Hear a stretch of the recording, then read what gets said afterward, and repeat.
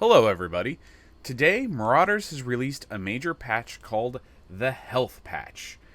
Now, they're calling it a patch, but I feel like this is more like an update than a patch, because there's just so many things that they have changed or updated or added in this patch. I'm not going to go over all of the patch notes here, but rather I want to hit on some major things that you need to know about for when you get in and start playing after this patch. If you want to look over all the changes, which I recommend doing, you can find it on their Steam page, or I'll leave it in the description below. So let's get right into it with what I think could be the most significant change. Under balancing, all armor and helmets, except the leather jerkin, civilian helmet, and pouch rig, have been buffed by 20% protection. Now, they didn't add it in the accept section, but the M5 helmet has not been buffed either. That is still at 10 protection. But the light Stahlhelm has gone from 6 to 7, the Stahlhelm from 7 to 9. The push helmet, or PSH helmet, has gone from 8 to 11, making it better than the M5. And the heavy Stahlhelm has gone from 9 to 12, making it significantly more protection. And definitely, I mean, if you think about going from 5 protection on the civilian helmet to 12 on the heavy Stahlhelm, that's a massive difference in protection ratings that you can get. For armor, the M1 and M2 flak vest went from 6 to 7. The plate rig went from 8 to 9. Your Panzer armor and Panzer rig armors went from 9 to 11, which puts them higher than the full Panzer used to be. And your full Panzer presumably has gone up to 12. I don't have a full Panzer in my inventory yet, and I haven't seen one since the update, but that presumably has gone up as well. The half plate has gone from 7 to 9 also, so a lot of buffs in those armors. So if you think about it from the armor perspective, a leather jerkin gives you 6. The little strap-on one that comes with the rust bucket, that's 5. Could take you all the way up to 11 or potentially 12 with a full Panzer. Again, a very big shift in what we're seeing in the armor. Okay, second big thing that they did is they added more airlocks to most maps, other than the Asteroid Mine where they just kind of redistributed them. For example, on the Navy outpost, there's a new airlock next to the war room. So you can literally walk straight in there as your first stop and pick up the war bonds and then jump right over to high command. Really fast and agile. Also on the Navy outpost, there's a spawn that's above one of those long turret rooms that allows you to get above on that upper walkway and ambush other players who have come in after you if they come in after on that lower level. Let's talk about some of the changes to the traders. There's a lot of significant changes at the traders as well. For the MP40, the silencer and stock have been removed from the trader. These are now craftable. The Uzi stock has also been removed and is craftable. The supply drop for the pirates has been removed and has been added to the loot option for vaults. So you can no longer purchase them from the pirates. You have to now find them in game in vaults. Panzer armor has been removed from the Central Empire's trader, and now it's the half plate. So trading out what used to be a level 9 armor for the half plate, which is now level 9 instead of 7. So same level of protection that you're buying, but it's a different item now. It's the half plate rather than the Panzer armor.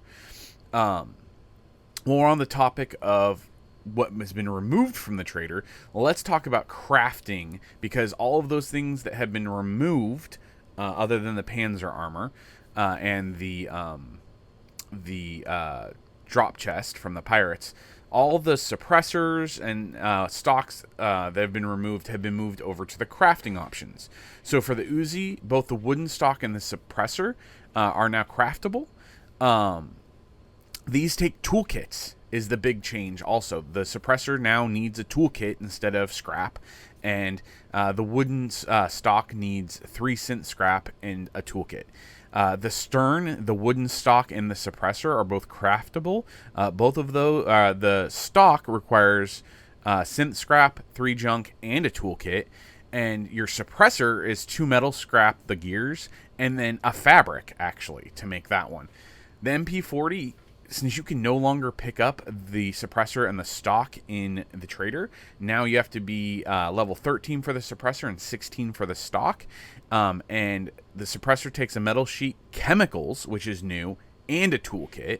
And the metal stock takes reinforced metal and a toolkit. So much more expensive to deck out your MP40 than it was previous to the update.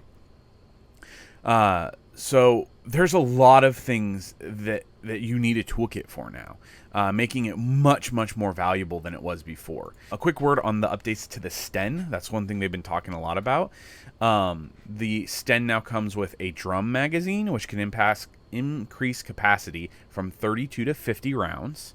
For the tip of the gun, you can either choose between a compressor or the suppressor silencer, whatever you want to call it. The suppressor increases damage from 20 to 22. The compressor reduces recoil by 2 and increases damage by 1. And you can also put on the wooden stock, which reduces recoil by 4. So if you combine the compressor and the stock, you can actually get recoil from 10 all the way down to 4. Which is really cool.